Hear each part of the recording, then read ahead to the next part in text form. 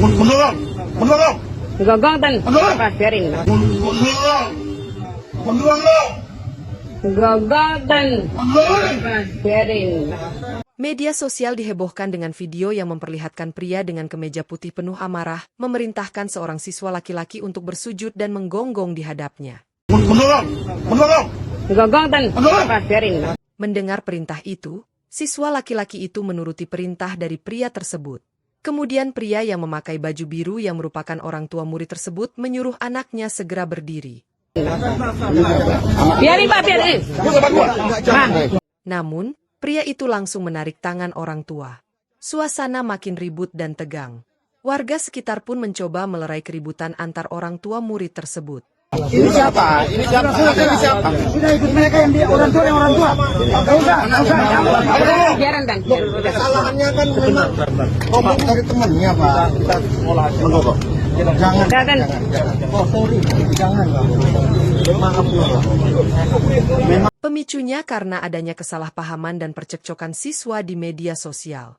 Pria yang memakai kemeja putih itu adalah seorang berinisial IS, sedangkan siswa laki-laki yang bersujud berinisial EN murid dari SMA KA Gloria II. Kronologinya IS tak terima anaknya yang bersekolah di Citahati diolok-olok oleh EN. Olok-olokan itu terjadi ketika kedua sekolah tersebut bertanding basket di salah satu mal di Surabaya. Mengetahui anaknya diolok-olok, IS tak terima sehingga mendatangi sekolah SMA KA Gloria II dan meminta EN untuk segera meminta maaf. Bukan hanya permintaan maaf, dia juga menyuruh EN untuk bersujud dan menggonggong. Kasus ini mendapat perhatian luas dari berbagai kalangan, baik itu masyarakat umum, aktivis perlindungan anak, maupun para praktisi hukum. Banyak yang mengungkapkan keprihatinan mereka atas perlakuan yang tidak manusiawi terhadap anak-anak dan berharap agar kasus ini dapat diselesaikan dengan adil. John LBF, seorang pengusaha sekaligus selebgram ikut bereaksi melalui akun Instagram pribadinya. John LBF mengecam keras tindakan pengusaha asal Surabaya tersebut. Saya John LBF gak terima dengan kejadian ini. Seorang anak kecil di Surabaya, di Jawa Timur, disuruh sujud oleh seorang pengusaha. Dengan arogannya dia suruh sujud itu anak, bahkan disuruh menggonggong, bahkan nantang-nantangin orang semuanya dengan arogan seperti itu. Lu siapa yang punya negara? Hah? Kamu siapa? Yang punya negara ini? Yang punya negara aja nih gak searogan lu. Pemimpin negara kita ini gak ada yang arogan kayak lu. Ngerti gak lu? Itu manusia loh dan anak kecil loh. Saya nonton video kamu itu marah besar. Saya sebagai masyarakat mengutuk keras tindakan arogan kamu itu. Saya lagi konsultasi sama pengacara saya nih. Saya dengar-dengar katanya sudah berakhir damai. Nggak ada damai-damai. Nggak ada. Itu presiden yang buruk yang disaksikan oleh seluruh masyarakat Indonesia. Bahwa ada seorang anak manusia, anak kecil yang kamu intimidasi sampai seperti itu. Saya John LBF, Pak Maciama dan Pak Jainuddin akan berjuang untuk menegakkan keadilan ya atas kejadian yang menimpa seseorang anak ini. Kalau nggak salah namanya Ethan. Bahkan nih teman-teman saya perlu sampaikan juga, saya sudah mendapat nih telepon ya, WA ya, untuk saya berhenti bersuara. Saya pertegas di sini ya. Ya, saya pertegas di sini. John LBF tidak bisa diatur-atur, dilarang-larang. Saya punya hak untuk bersuara. Ya, saya tidak ada punya kepentingan apapun di sini.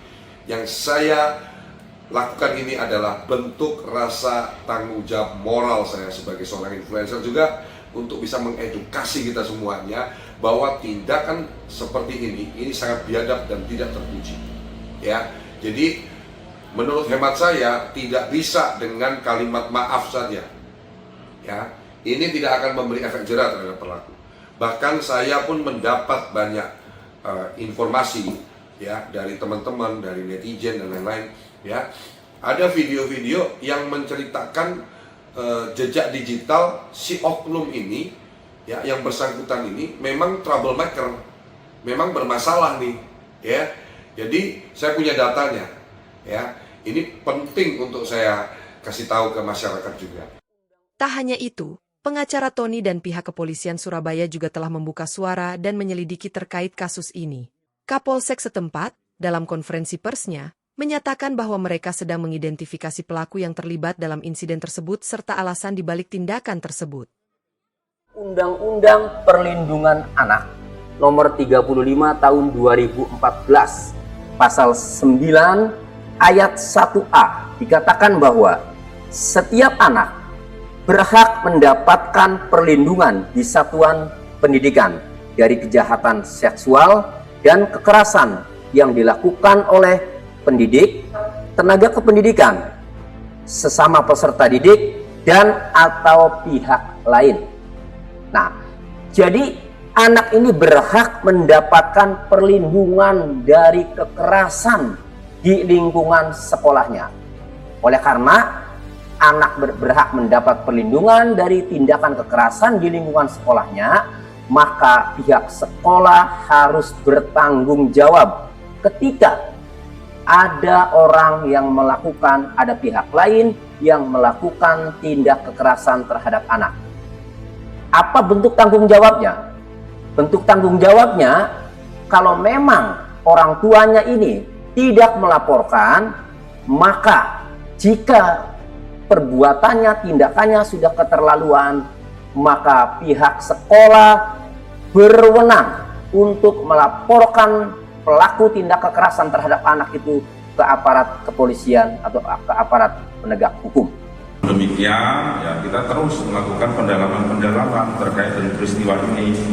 Ya, konstruksi hukumnya nanti seperti apa, gitu kan? Konstruksi peristiwa seperti apa, sehingga nanti kita bisa melakukan langkah-langkah berikutnya. Ya. Berarti proses hukumnya tetap berlanjut kan? Ya, proses hukumnya tetap berlanjut. Iya, tetap berlanjut. Ini kan juga bukan anak kan, orang dewasa kan? Ya, nanti tetap kita lanjutkan ya proses ini. Cuman sekali lagi itu tadi, ya kita ultimum remedium lagi. Ya, ini menyangkut masa depan anak. Jangan sampai anak itu terganggu gara-gara peristiwa ini. Ikuti terus channel YouTube kami dan jangan lupa like, komen, share, dan subscribe agar tidak tertinggal berita menarik lainnya.